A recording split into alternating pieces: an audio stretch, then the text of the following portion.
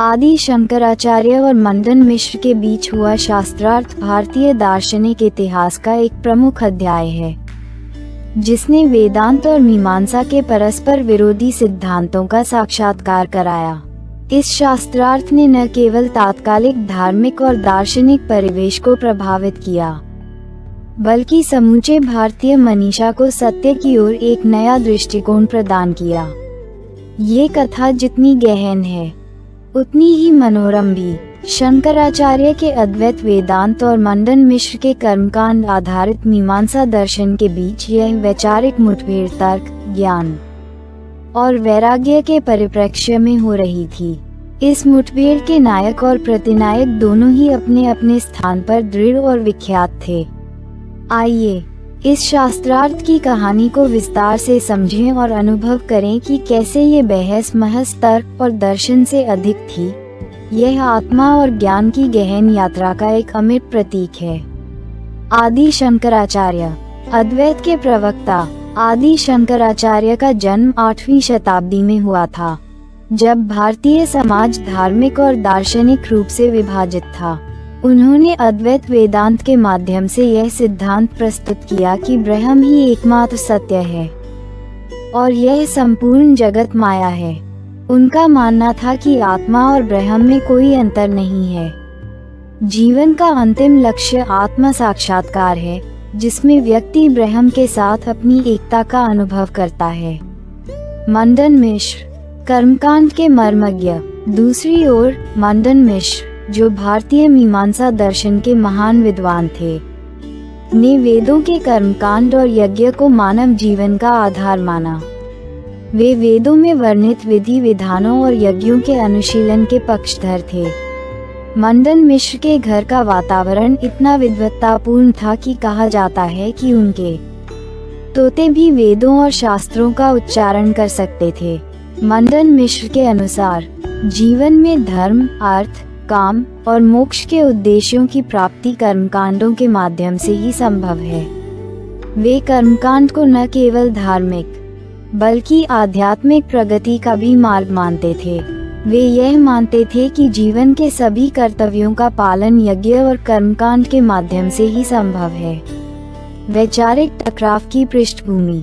ये टकराव तब उत्पन्न हुआ जब शंकराचार्य ने देखा कि उनके समय में समाज कर्मकांडों और बाहरी पूजा पाठ में उलझा हुआ है, जबकि आत्मा और ब्रह्म के ज्ञान को उपेक्षित कर दिया गया है।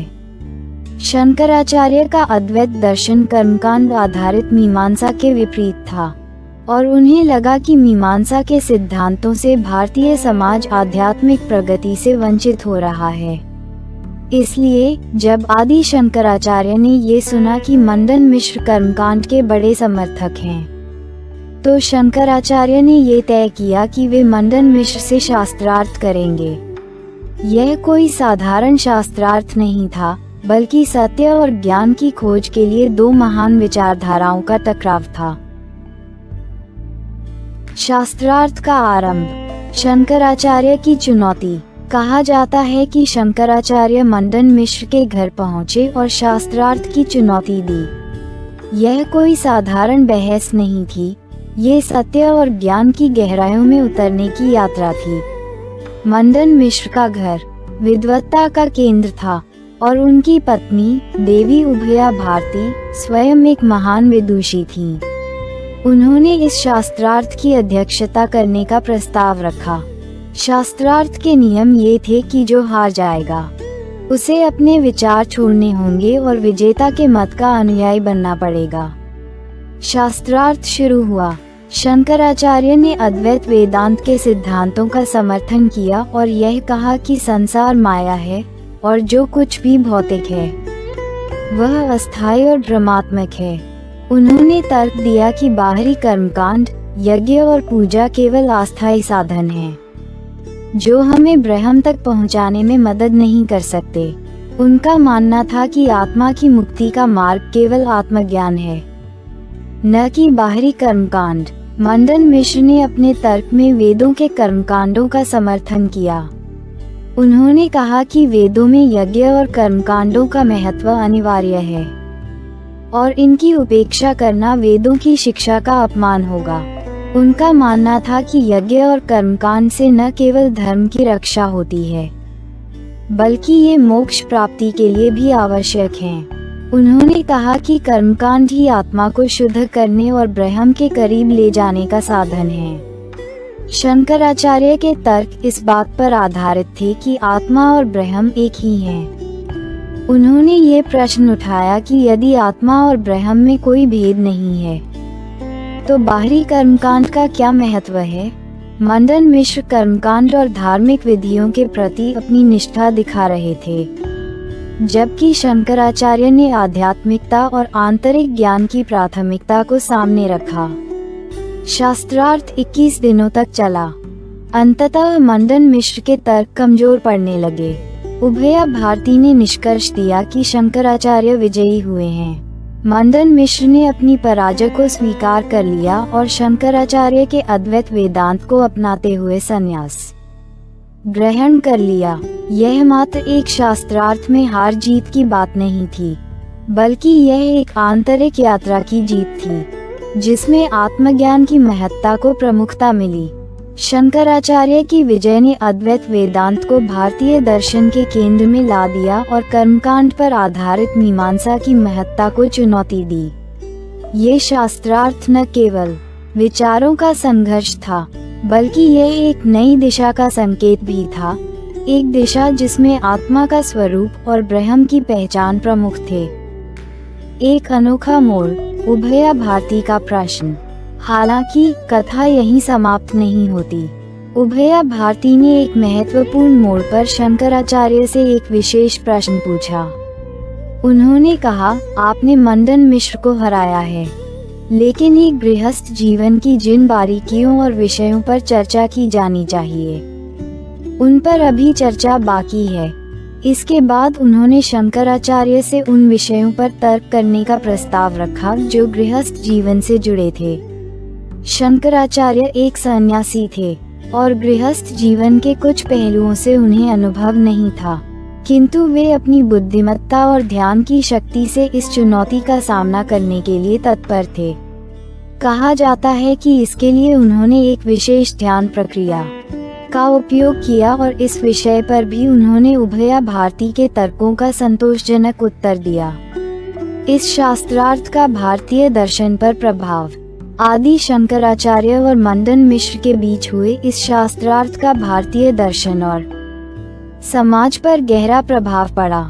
इस शास्त्रार्थ ने ये सिद्ध किया कि तर्क और विचारों का मुठभेड़ सत्य की प्राप्ति का सबसे बड़ा साधन है। शंकराचार्य ने कर्मकांड के बजाय आत्मज्ञान को प्राथमिकता दी, जिससे भारतीय समाज में एक नई सोच का उदय हुआ। इस कथा का एक और महत्वपूर्ण पहलू ये है कि ये दिखाती है कि ज्ञान का सही मर्म तब तक नहीं समझा जा सकता, जब तक हम अपने पूर्वाग्रहों और धारणाओं को त्याग कर उसे खुले दिल से स्वीकार नहीं करते।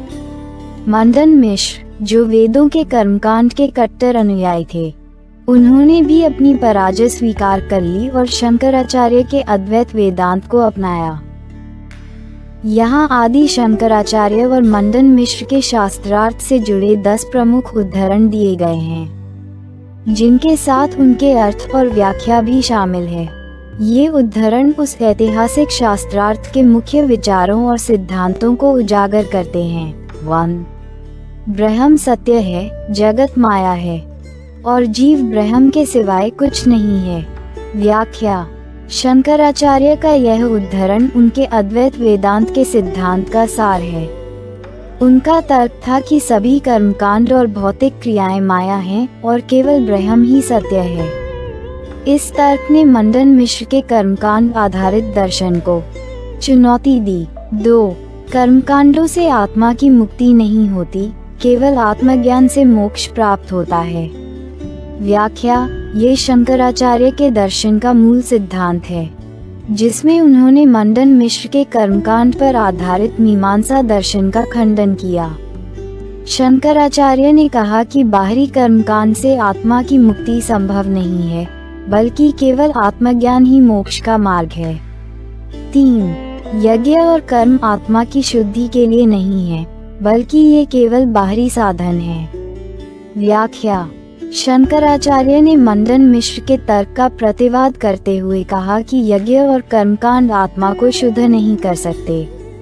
केवल आंतरिक ज्ञान और आत्मबोध ही मोक्ष दिला सकते हैं। 4.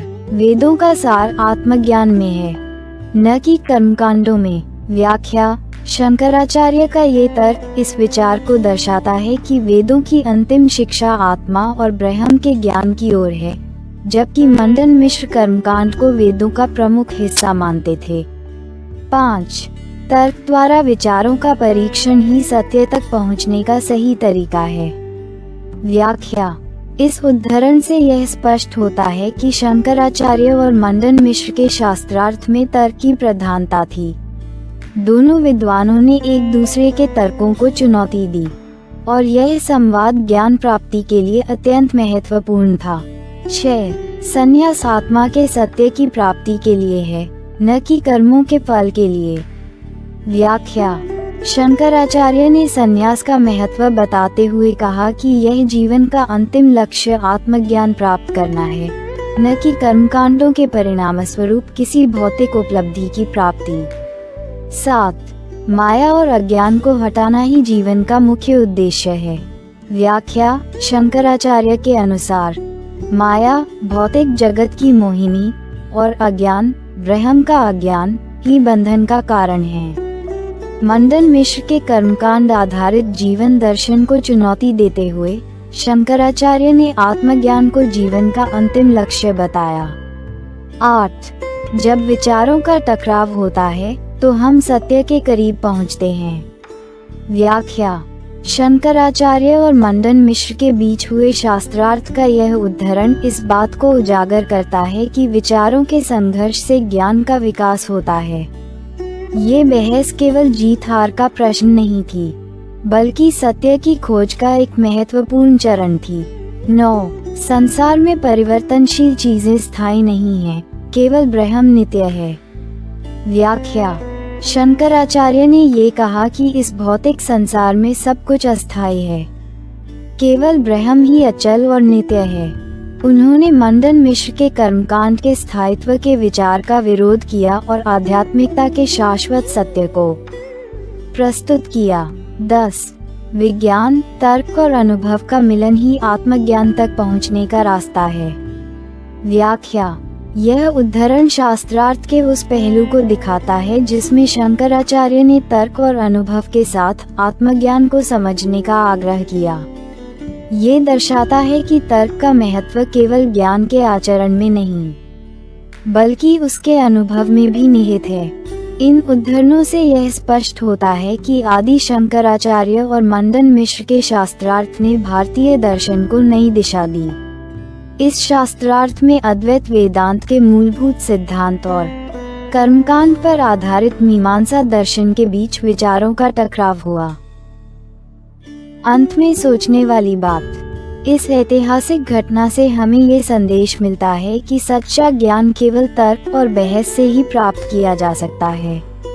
प्रश्न यह उठता है कि हम अपनी धारणाओं को कब बदलते हैं? क्या हम भी अपने जीवन में उस बिंदु तक पहुंच सकते हैं जहां हम अपने विचारों को छोड़कर सत्य की ओर अग्रसर हो सकें?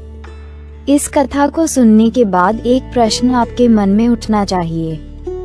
क्या हम भी अपने विचारों और मान्यताओं को इतनी सहजता से बदलने का साहस रखते हैं जब हमें ये समझ में आ जाए कि वे सत्य नहीं हैं? शंकराचार्य और मंदन मिश्र का ये शास्त्रार्थ हमें ये सिखाता है कि विचारों का टकराव हमें और भी गहरे सत्य तक पहुंचाता है। आखिरकार ज्ञान का उद्देश्य क्या है? क्या ये केवल किसी विचारधारा का समर्थन करना है या फिर सच्चे ज्ञान की खोज करना? निष्कर्ष। इस कथा का सार यह है कि जीवन में विचारों और मान्यताओं का आदान प्रदान आवश्यक है।